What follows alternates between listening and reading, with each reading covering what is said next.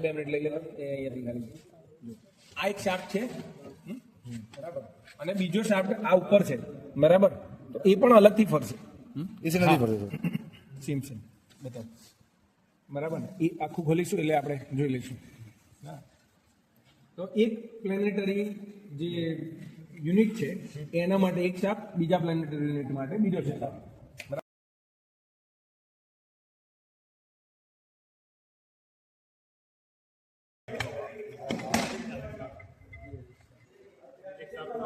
જો આ ખોલે જ ને તો આ યુનિટ આખો અલગ પડી જશે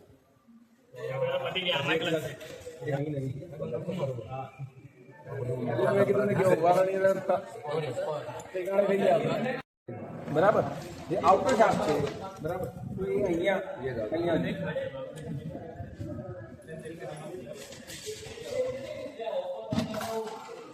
આઉટર શાફ્ટ છે ત્યાં આની સાથે આ યુનિટ સાથે બરાબર અંદર બતાવ્યો મેં તમને બે શાફ્ટ હતા એટલે ઉપરની શાફ્ટ બરાબર હા અને ઉપરની બહારની જે શાફ્ટ હતી આઉટર એ આને ફેરવી દીધી જે સ્ટેટર સાથે કનેક્ટ આ ઇનર શાફ્ટ આઉટર શાફ્ટ આ કઈ શાફ્ટ બરાબર આ ઇનર શાફ્ટ ઇનર આઉટર હા આ રહી આની પાછળ લાગેલી એટલા માટે કે આ જે તમે ભૂલ કરી ને મતલબ કરવાના હતા એ કઈ વગેરે થઈ ગઈ હતી ઇનર અસી હા તો છૂટકો જ નહીં મતલબ આ જે ક્લચ છે ને એને સેટ કરવામાં જ આખું અઠવાડિયું નીકળે એવું થાય જે આઉટર શાફ્ટ સાથે કનેક્ટ અહીંયા છે આ આખું જે પ્લેનેટરી મિકેનિઝમનો ફર્સ્ટ યુનિટ છે એ ફર્સ્ટ યુનિટનો આ છે રિંગ ગિયર વચ્ચે છે વચ્ચે આ સન ગિયર આવશે અને બાજુમાં જુઓ સન ગિયર ની પાછળ સર શું છે આ સન ગિયર છે ને શું એની પાછળ બાજુ જે દાંતો આય હા આ છે ને હું તમને બતાવું આ કેવી રીતે કામ કરશે આખું આ ક્લચનો એક પાર્ટ છે રિંગ એની બરાબર કેવી રીતે કામ કરે બતાવું પછી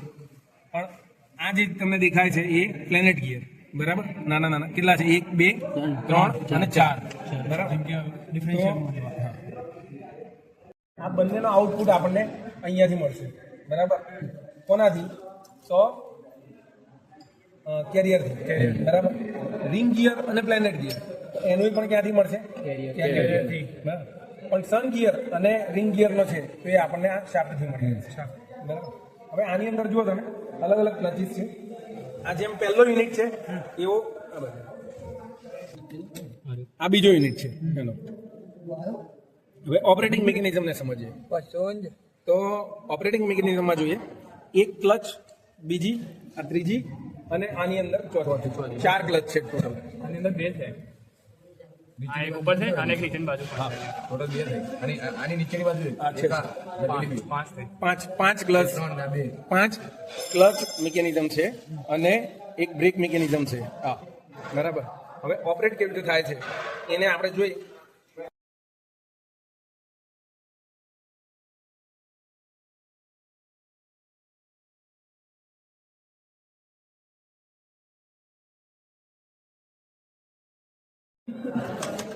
PRN પાર્કિંગ રિવર્સ ન્યુટ્રલ બરાબર પણ એની સાથે તમે પૂછ્યું કે ભાઈ ડ્રાઈવ બરાબર તો આ ત્રણેયમાંથી એંગેજ નહીં તો છેલ્લું એંગેજ ડ્રાઈવમાં છે એટલે ડી એ નોર્મલી છે બરાબર એને તમે ન્યુટ્રલ કરવા માટે પોઝિશનમાં લાવો છો બાકી ડ્રાઈવ એ સીધું જ જ્યારે ટોર્ક કન્વર્ટરથી પાવર ચાલુ થાય ત્યારે પહેલો ડી એંગેજ કરીને એ કન્ટિન્યુઅસ ડ્રાઈવ રહેશે બરાબર સેકન્ડ પ્લેનેટરીમાં આ ક્લચ કોને રોકે છે તો એ કોના ઉપર છે તો રિંગ ગિયરના હાઉસિંગ ઉપર એટલે રિંગ ગિયરને લોક કરશે અને રેશિયો આપણને મળશે સન અને પ્લેનેટનો કેરિયર થ્રુ બરાબર એટલે આઉટપુટ આપણને મળશે બીજું જે છે આ ક્લચ તો એ કોને રોકે છે તો એ રોકે છે આપણા સન ગિયરને એટલે આઉટપુટ આપણને મળશે રિંગ અને પ્લેનેટ બરાબર અને આ એક બ્રેક છે બરાબર તો એ કોને રોકશે તો કે ભાઈ પ્લેનેટને જુઓ અહીંયા બરાબર એ બ્રેક બેન્ડ આ રીતે દબાય એટલે એ કોને રોકશે પ્લેનેટને અને આઉટપુટ મળશે આપણને રિંગ અને સન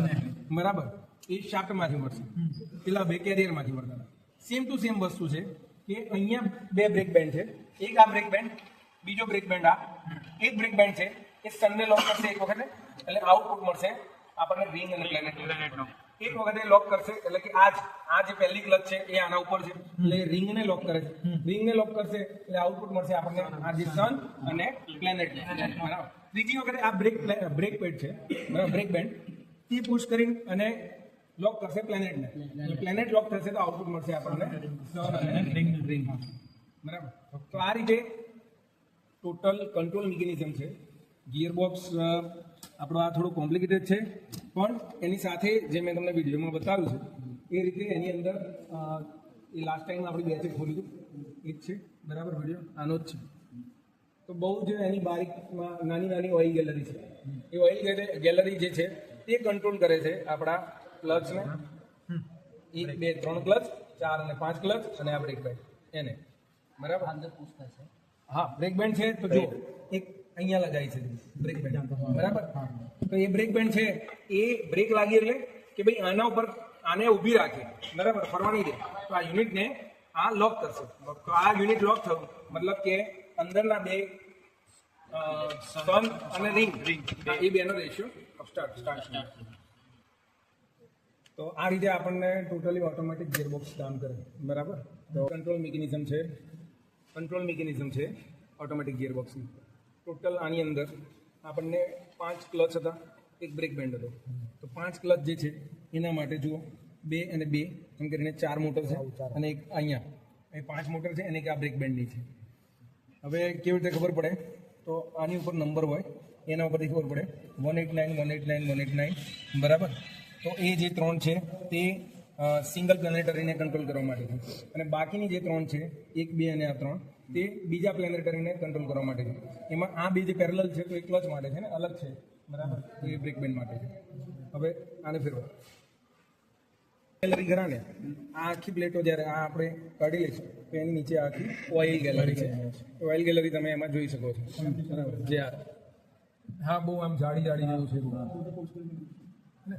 તો એ ઓઇલ ગેલેરી છે.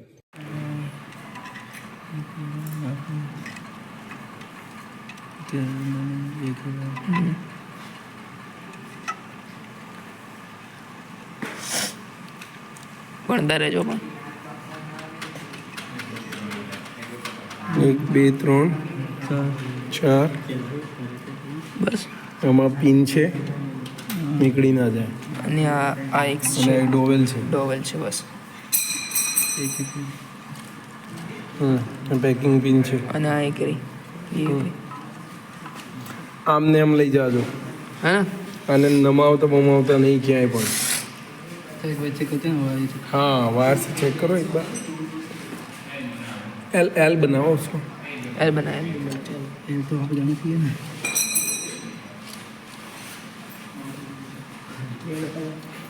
सी हो गया.